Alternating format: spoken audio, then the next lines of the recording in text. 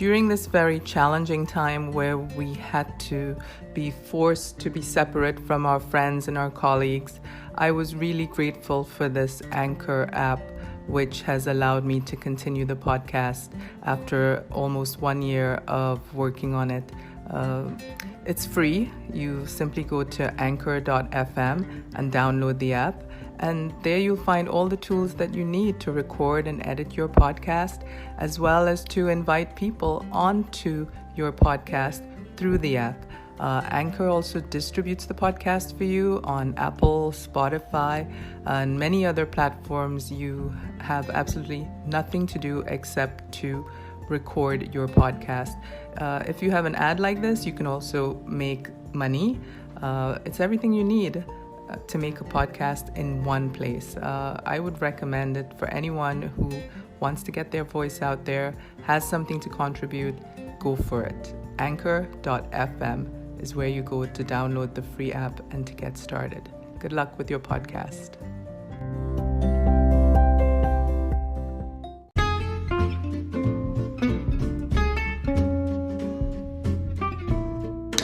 Welcome to another episode of the Bees and Honey podcast. Today we're speaking with artist Mathias Kessler.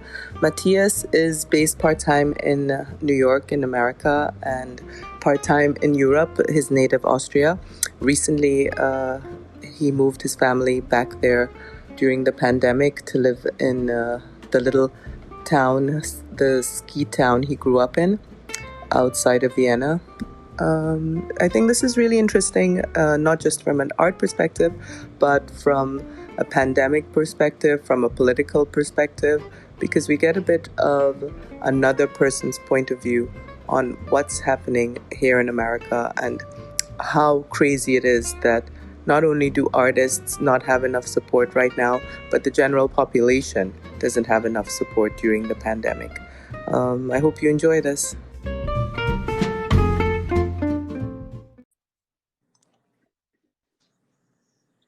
Hi, Hey, Matthias. Nicole. Hi, how are you? Good to talk to you. It's great Yes. talking to you.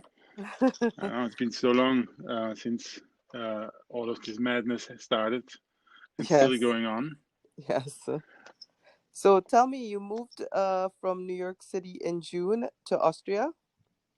Yeah, after the lockdown, we realized quickly, having a 3-year-old at the time, that there aren't any schools. So his kindergarten was closed permanently after 50 years Wow. being open. So we thought like our best bet is to go to Europe. For multiple reasons. I mean, free education, free healthcare, and also having a family here who could help us taking care of my son. Oh my God. And All round better. yeah, all around that, it was the better proposition. But it's also sad after 25 years living in New York. I mean, I think we are both about the same time. No, you're actually longer in New York than me, but Mm-hmm. it's also, of course, sad. But my wife is American, so the plan for now is to stay here, but maybe we do the other way around, staying 8-9 months in Europe and staying the rest in New York. You know, Yeah. I've always maintained a relationship here with Europe. I always had a gallery here. I always had worked in Germany and Austria. Mm-hmm. And what part of America is your wife from? Well, she's actually from the East Coast too, from Washington, D.C., but her family is in Boulder. Oh. So, but she's also like you in the art business. She's an art consultant. So Mm-hmm. she has to go to New York. I mean, she has clients here in Europe too, but she's a lot of clients in New York. Right. She's in the art world as well. I forgot. Yes. Yeah, yeah. So Well, being here is okay because I've always had a relationship. I have a gallery. I work with a commercial gallery in Frankfurt. I have a bunch of shows here anyway planned, and they actually happened, mm-hmm. which is kind of amazing. Mm-hmm. So it's not so bad, the move. It's not like I'm jumping in complete cold water. Yes, But it's yes. still weird. And you were born in Austria, yes? I was born in the Austrian Alps. Yeah, my family has been uh, here for 500 years, so it's old, very old, like farming valley where they made cheese and cows and meat, really. And in the beginning of 20th century, tourism came and skiing came into this valley. And since we were only open to Germany, all of the German people with money came here to ski. And my grandfather was sort of started that business a lot. He started with building skis. He started the ski club, developing the valley, developing the ski resort, but also started with a postcard business. And he knew where people selling out postcards, more people would come. So he did the advertising and the built environment in the same way. Yes. So I grew up with. Yeah, sorry. Go ahead.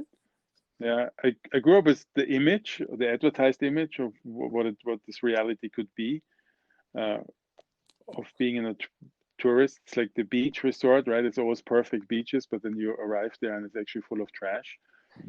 And then the other hand, it's never, the image is always so perfect, right? So picture perfect. And that I grew up with that, and then I look out of my window and there's basically a cable car, snow machines. Right now, at this moment, it's just blowing snow out, even though it's green and sunny, and because of climate change, it's this in the 60s, 70s.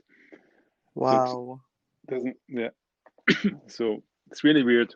So and in a way, the image never fitted the reality. So I think that sort of really deals in my work. Yeah. It's always that sort of look for reality. How do we treat the natural world? How do we treat animals? How do we treat ourselves? And how it's sort of treated to the eye of advertising or the image of advertising. And my proposition is that actually art history, it's always been creating this sort of beautiful worlds through painting and the romanticism and so forth. I think we have sort of, the artworks have sort of perpetuated that image of beauty and aesthetics. Yes. Well, tell us how you started as an artist. When did you first start to get your work out there or think of yourself as an artist? You use photography, right? Mostly. Right. I used photography. Yeah. We had a photo lab and we sold that, and I somehow ended up in New York. Friends of mine from Vienna, I think it was Erwin Wurm, maybe the artist, had a residency back in the 90s. So I came and visit. And then I stayed because it was fascinating. And I stayed on, and I used my photography knowledge and to shoot for the first, for Interview magazine. Richard Tandisius wants to look out. I always shot that page for many years. And then sort of like was handed on to other people, and then also started smaller personal projects. And then I had my first show, I think, with Rare Gallery in 2000. And sort of from there on, it went on to the Essel Museum in Vienna, and then to other museums. So it snowballed pretty quick, but it kept on going. So and then I gave up commercial photography mid 2000s because I was getting so busy with my studio work and exhibitions. Right. And I branched out mid 2000s also into installations because I realized with photography I have a limited amount of tools to work with. So you branched out into sort of what? like installations, and I started with perfumes. I did a huge mirror which started to freeze, and the mirror started to fog and freeze and build ice crystals and started to melt the pieces in the hotel collection in Kentucky, C21. And then also perfumes, but then like right now, for example, in the Dome Museum in Vienna, there's a piece which I'm known for. It was the human skull in an aquarium, and there are corals growing, live corals growing in, and slowly taking over the skull, and slowly have the skull disappear.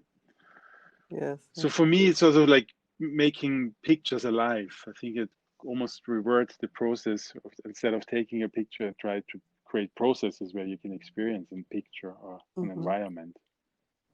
Yeah, I know you have a big presence in the museum culture.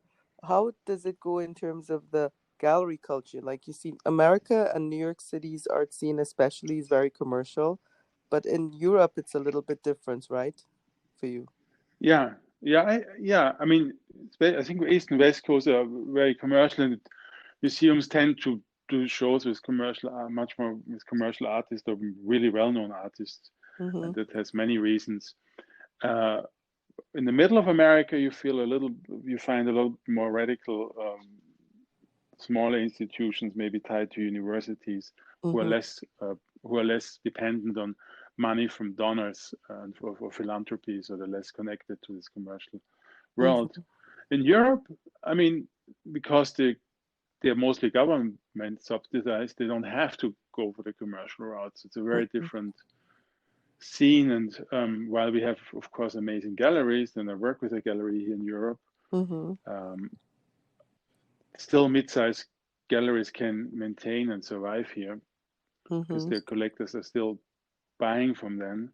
I mean, it's Mm-hmm. much harder in the States, I feel, with the mega galleries and the money going uh, only to very well-known artists. And I think that crisis even have sort of enhanced that problem. Right. That that people are less willing to risk any investment.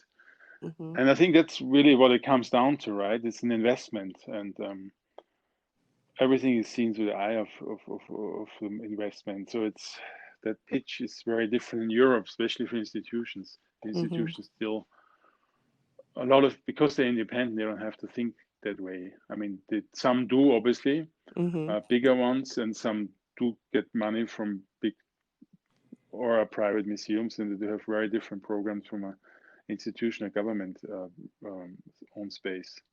So Right. we have a lot more independence in that sense. Yeah.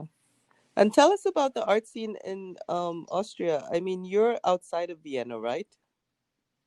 I'm outside of Vienna currently. I just because it was the simplest thing to do right now Mm-hmm. to go up the Alps and have my family helping me with my kids. I don't have Mm-hmm. to tell you that we have a 1 year older toddler Mm-hmm. than mine. Mm-hmm. But it's 2 hours from Zurich. It's 2 hours from Munich. It's 6 hours from Vienna, a little bit far. Mm-hmm. But I have been a lot in Vienna since I arrived here because I had multiple shows and projects, Mm-hmm. and also in Frankfurt, where my gallery representation is. I had multiple projects. Mm-hmm. So the good news is it's all close, right? You don't have to go very far. Yes. That's the nice thing about Europe. You can Mm-hmm. go to Italy. I was in Bolzano. Mm-hmm. It's all like doable within a few hours. Yes. Vienna, the art scene in Vienna is, I mean, I know it mainly from the 90s with Franz West and Kippenberg and all of these guys, Erwin Wurm. Mm-hmm. That's when I was still in Vienna and I left 95. Mm-hmm. Today, it's very vibrant and there's a lot of really young, cool galleries. Mm-hmm. The quality is very high. I was extremely surprised, actually. Mm-hmm. Um, there's a lot of stuff going on, and it's still very affordable. So a lot of young artists from Europe moved there, and I think it's Yeah. next to Berlin and Brussels. It's a good destination to be in. Yes. The government is being generous, so I have really had a much easier time to come here, and Mm-hmm. I got good support, Mm-hmm. so that the COVID didn't really kill me, Yes. and so that's a nice part of it. I even were able to sell a few pieces here to Yeah. private institutions, so which is also really nice. I have to yet explore it. I hope we're gonna take an apartment in Vienna, but we have to still figure it out where to go Yes. next. Well, for now, it's good to be in the countryside because I think that's where everyone is right now to somehow maintain their social distance or whatever it is they're calling it now, so that you Yeah, stay safe or whatever. yeah. Um, but I was thinking, you reminded me there was a meme going around online about the support that not even just artists, but the average citizen, let's say in Germany, is getting about 7,000 euros a month of help. Mm-hmm. Australia has some money that they give the citizens, like couple thousand. Mm-hmm. Canada is helping people through this pandemic. And the meme Mm-hmm. went on to make the joke that America has GoFundMe. I mean, Sorry. it's sad. So It's sad. I have to laugh. It's I so knew sad. exactly where this thing is gonna head. I mean, it's beyond sad. I mean, it's just really sad. It also shows I've Yeah. been there for 25 years. I just saw the decline of the working class, which was already destroyed by the time I arrived in mid-90s. Yes. But then the Yes. decline of the middle class, and they literally, I think they just want to bankrupt everyone so they can grab the last penny. And they, It's that horrible. culture of like, yeah, it's this culture of money and making more money, and at whatever cost it comes, of destroying everything, nature, your Yes. livelihood, Yes. livelihood of others, the Yes. livelihood of cities, the whole country. Yeah. It's very brutal and acid to the environment. It's very acid to the to the society, and we see what's happening. When this started, I had a house which was sold upstate with a friend Mm-hmm. together, Mm-hmm. and we were up there for a couple of months, and Mm-hmm. I told my wife, this is going to last 3 months, and then there will be a revolution. And sure enough, the end of May, the whole thing exploded. Didn't even take 3 months. Yes. Yes. Yes. I And I mean. think there's multiple reasons. Obviously, the Mm-hmm. race. I mean, the slave plantation was never really taken down in the brains of most Americans, I feel Mm-hmm. like. Mm-hmm. And that's my whole feeling from the outside, right? And then of course the disparity of income is and people having no way to survive. I mean, this is just brutal. Yeah. Yeah. I think, That's the word. yeah. And when the first crisis happened, actually in 2001, I saw that what happened after being 5 years in New York, and then I quickly traveled to Europe to maintain business relationships after that, because I Mm-hmm. always knew you cannot. If things go down in the States, there's no backup system. I mean, you're on your own. Yes. A Yes. cardboard, yeah, Yes. yeah, Yes. That's a cardboard exactly it. box and a Mm-hmm. soup, maybe if you're lucky. Yeah. So Oh God, yeah, you're on your own. yeah, That's the thing. Yeah, this hyper yeah, independence, which is really at the end of the day toxic. No, toxic. Yeah, no it's community, yeah, no, yeah, yeah. no Anyways, nothing. No, everyone. Yeah. Anyways, we want to talk about art, but yeah, yes, yes. and I worked for 7 years after 2008. I was looking in the history of actually public uprising. I went to Madawan in West Virginia, where there was a big mining uprising in the 1920s, and talking about Mhm, repeating history. It was mhm, exactly the same narrative. It was exactly people got just like squeezed out. The world, the market crashed Black Friday, mhm, and the miners had no money, and they were basically working for script for funny money, and they couldn't pay off their debt, so they were enslaved, and until mhm. it erupted into a war, right? And I mean, we do know in history, social imbalance brings violence, brings civil unrest, and brings most likely a totalitarian regime. And and I certainly know it. My grandfather was picked up by the SS and imprisoned, Mhm. uh, and we're heading down the same road again. So it's kind of really scary to see all of that.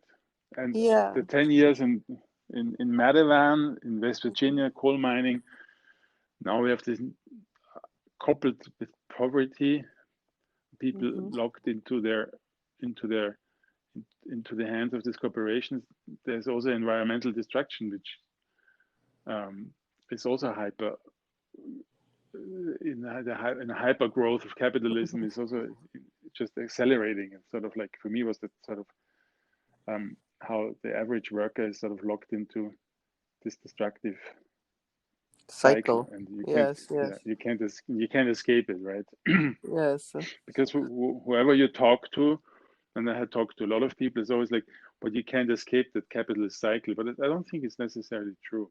If we have, I mean, Well, I it think there's shouldn't a be. new movement. There's a new movement, and it may be happening slowly. And at some point, it's also still tied to economics because, all these finance Right. guys are now talking about this sort of green energy and green capitalism and green investments. And I mean, it's the same thing, except now they figured out that you can actually make money from helping with this sort of environmental thing instead of just drilling and Yeah. killing. Yeah. Um. Yeah. Anyways, So well, go yeah. ahead. Yeah.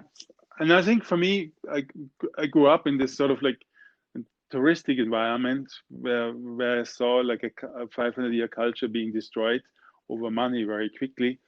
and mountains moved to make place for skiers, and then the ski didn't show up, and then the snow didn't show up anymore. Then we have everything with artificial snow. So it's this really strange, also kind of destructive to the environment and destructive to the people.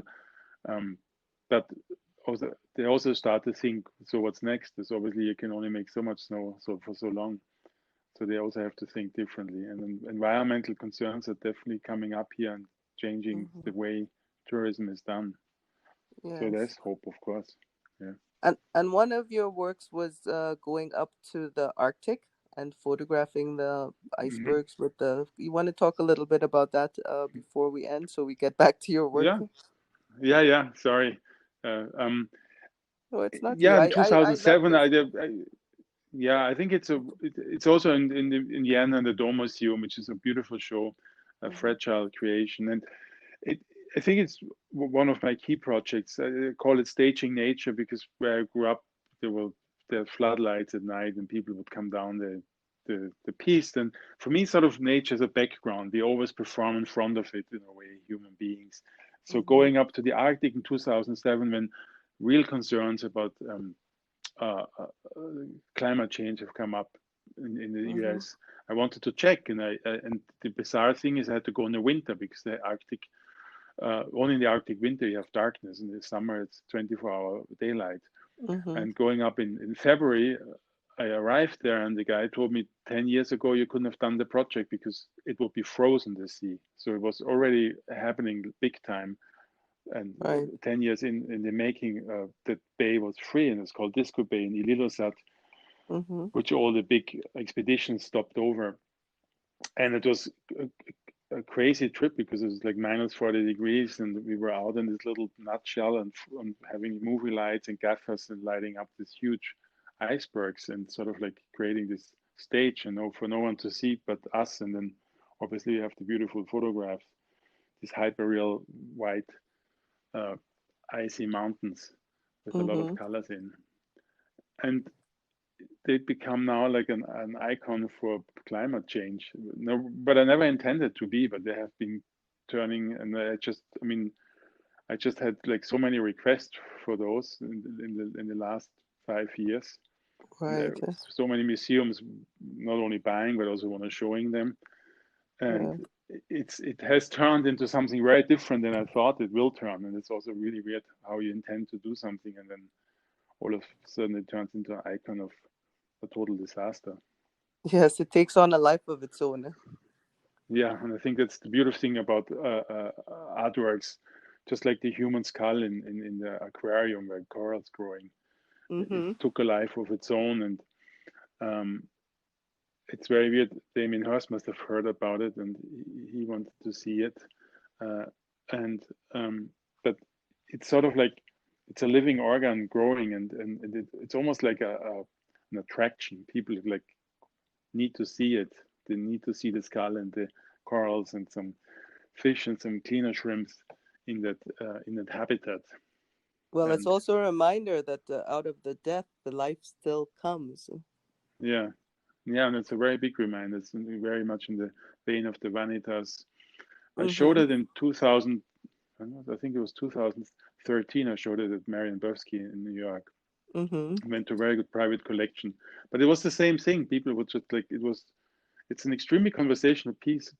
People would come back and back again and again, and the fish and the little shrimp got names, and it was also very personalized.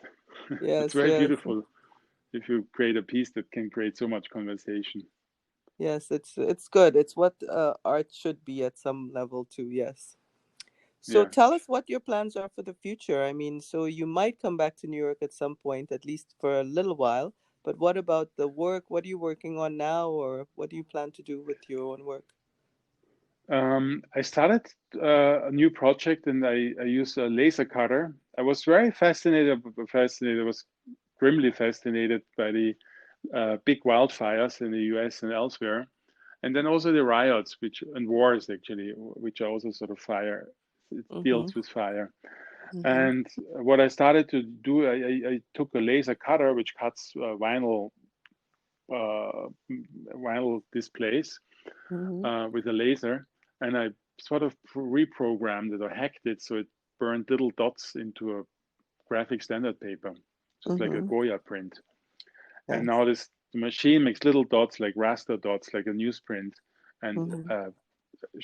prints prints images from the wildfires and also from the riots. And I'm being very go into the internet and find them in news feeds, and Mm-hmm. I try to find the most iconic ones, like in the riots or in the wildfire, for example. There was this wildfire and three Mustangs were running through the field, and it sort of really reminded me of the American Wild West, but also the freedom and the Marlboro Man and all of these things. So I Yes, yes, really yes, tried to yes. find very iconic images and sort of which are relating to, to American culture.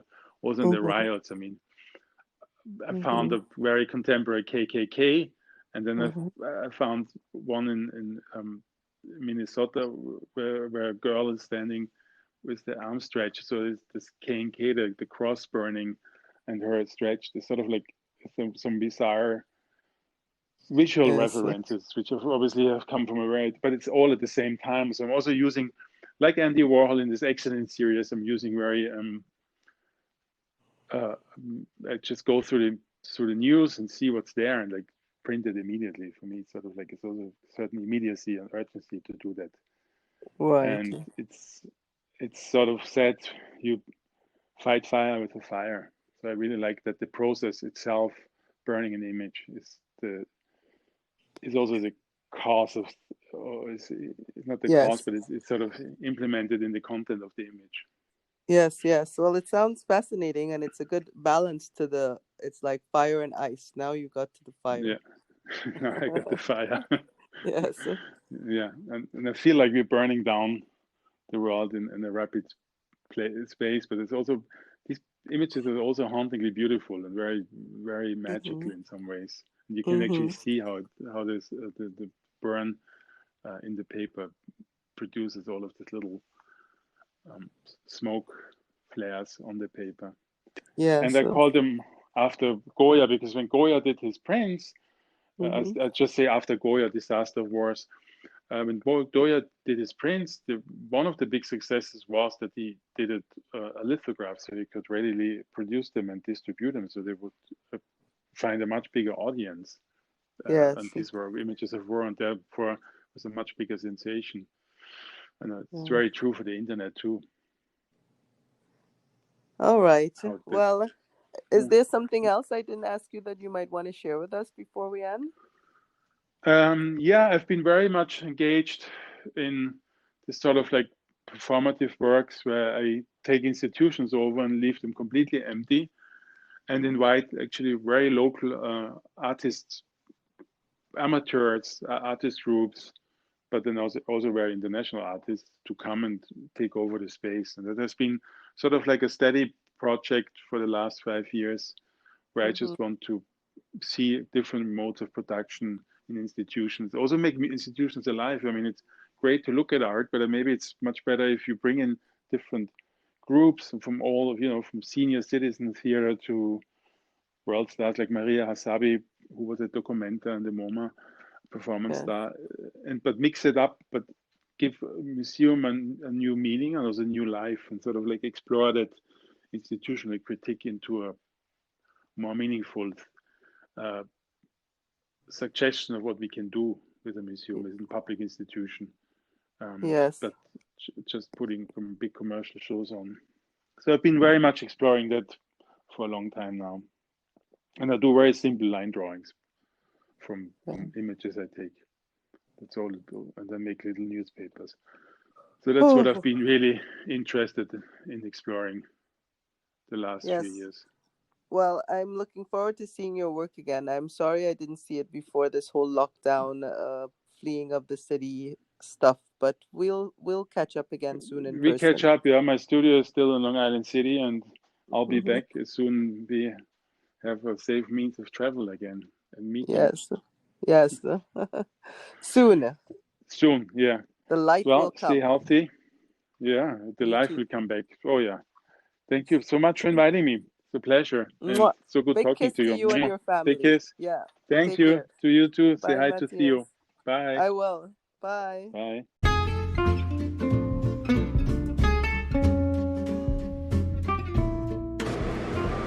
Thank you for joining us for this episode with Matthias. I hope you found it as interesting to listen to his point of view as I did. And we'll be back on the Bees and Honey podcast again soon with some other new and interesting voices on art and the world beyond.